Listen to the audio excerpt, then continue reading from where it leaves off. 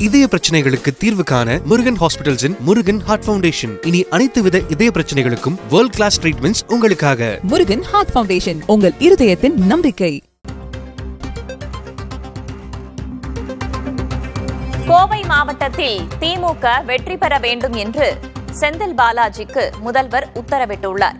கிணத்துக்கடவு, வால்பாறை, சூலூர் சட்டமன்ற தொகுதி நிர்வாகிகளுடன் முதல்வர் மு.க.ஸ்டாலின் ஆலோசனை மேற்கொண்டு வருகிறார். அதில் கோவை தொகுதியில் வெற்றி பெற வேண்டும் என்று முதல்வர் மு.க.ஸ்டாலின் உத்தரவிட்டுள்ளார். கூடுதல் தகவல்களை வழங்குவதற்காக செய்தியாளர் ரமேஷ் இணைந்திருக்கிறார். அவரிடம் கேட்கலாம். ரமேஷ், இன்றைய கூட்டத்தில் முதல்வர் மு.க.ஸ்டாலின் தரப்பிலிருந்து என்னென்ன அறிவுறுத்தல்கள் வழங்கப்பட்டிருக்கின்றன, என்ன உத்தரவுகள் பிறப்பிக்கப்பட்டிருக்கின்றன? கோவை மாவட்டத்தில் 11 சட்டமன்ற தொகுதிகள் இருக்கிறது. கடந்த 2021 சட்டமன்ற தேர்தலில் குறிப்பாக அங்கு ஒரு தொகுதியில் கூட திமுக வெற்றி பெற முடியவில்லை. எனவே இந்த முறை கூடுதல் வெற்றிகளை பெற வேண்டும்.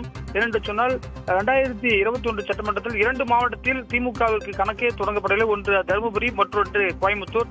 எனவே இங்க இருக்கக்கூடிய நிர்வாகிகள் மத்தியில் பேசிய முதலமைச்சர் கட்டாயம் வெற்றி பெற வேண்டும் என்று சொன்னார். 2021 கிணத்துக்கடவுகளில் மட்டும்தான் பார்த்தீங்கன்னு சொன்னால் குறைந்த அளவுக்கு லீடிங் அதுக்கப்புறமா வெற்றி பெற முடியாத ஒரு சூழல் இருக்கிறது. அங்க அதிமுக வேலுமணி உள்ளிட்ட முக்கிய தலைவர்கள் பெரும்பான்மை நல்லா ஒர்க் பண்றாங்க. எனவே இந்த முறை மண்டல பொறுப்பாளராக செந்தில் பாலாஜி நியமிக்கப்பட்டிருக்கிறார்.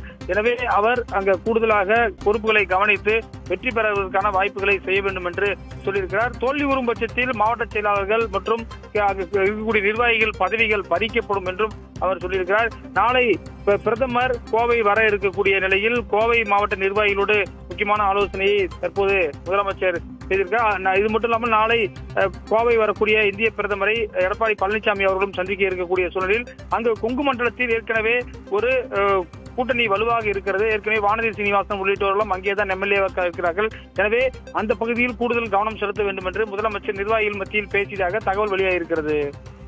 அடுத்தடுத்த நாட்கள்ல வேறு எந்தெந்த மாவட்டங்களை சேர்ந்த நிர்வாகிகளை சந்திக்க இருக்கிறார் திமுக தலைவர்?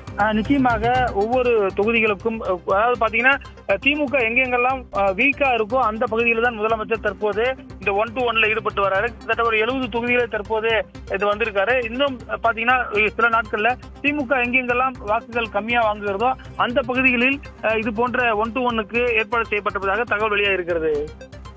தகவல்களுக்கு நன்றி ரமேஷ். இதய பிரச்சனைகளுக்கு தீர்வு காண முருகன் ஹாஸ்பிடல்ஸின் முருகன் ஹார்ட் ஃபவுண்டேஷன். இனி அனைத்து வித இதய பிரச்சனைகளுக்கும் வேர்ல்ட் கிளாஸ் ட்ரீட்மெண்ட்ஸ் உங்களுக்காக. முருகன் ஹார்ட் ஃபவுண்டேஷன், உங்கள் இருதயத்தின் நம்பிக்கை.